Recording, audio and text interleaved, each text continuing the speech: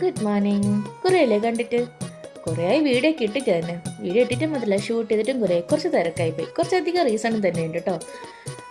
കുറേ ഗ്യാപ്പിന് ശേഷം ഇന്നൊരു വാട്ടയിട്ടിനെ വെച്ച് തുടങ്ങാൻ ചോദിച്ചു. അതുകൊണ്ട് ഞാൻ ഇന്ന് രാവിലെ തന്നെ ഒരു പുതിയ തുടക്കം, ഒരു ഗ്രീൻ ടീ വെച്ചങ്ങോട്ട് തുടങ്ങി. ആഹാ, സൂപ്പർ. പിന്നെ കുറച്ച് കഴിഞ്ഞപ്പോൾ ഇന്ന് രാവിലത്തെ ബ്രേക്ക്ഫാസ്റ്റ് നല്ല സാമ്പാറും ഇഡ്ഡലിയും ചട്നിയൊക്കെ വെച്ചായിരുന്നു കേട്ടോ.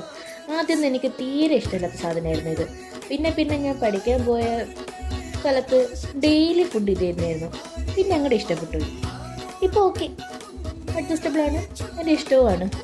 അങ്ങനെയടാ ഇഡ്ഡലിയും സാമ്പാറും ചട്നിയൊക്കെ വെച്ചിട്ട് രാവിലത്തെ ബ്രേക്ക്ഫാസ്റ്റും അങ്ങനെ കഴിച്ചിട്ടോ. അപ്പോൾ നേരത്തെ പറഞ്ഞ പോലെ കുറേ ദിവസം ശേഷം ഇടുന്ന വീഡിയോ ആണ്. ഇനി അങ്ങോട്ടേക്ക് വീഡിയോ റെഗുലറായിട്ട് ഇടാനും നോക്കാം കേട്ടോ. ഇടണമല്ലോ. എന്തുകൊണ്ടാണ് ഗ്യാപ്പ് വന്നെന്നൊക്കെ ഞാൻ വേറൊരു വീഡിയോയിൽ വിശദമായിട്ട് പറയാം കേട്ടോ.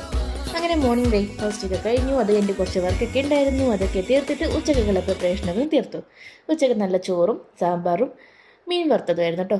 കൂടെ ഇപ്പം ഞാനിപ്പോൾ എൻ്റെ ഫുഡിൽ യോഗട്ട് ഇൻക്ലൂഡ് ആക്കാറുണ്ട്. ബിക്കോസ് ഇവിടെ നല്ല ചൂടാണ്. ചൂട് കൂടിയോണ്ട് ഞാനിപ്പോൾ യോഗട്ടും എടുക്കാറുണ്ട്. അങ്ങനെ ഉച്ചക്കത്തെ ഫുഡും കഴിഞ്ഞു.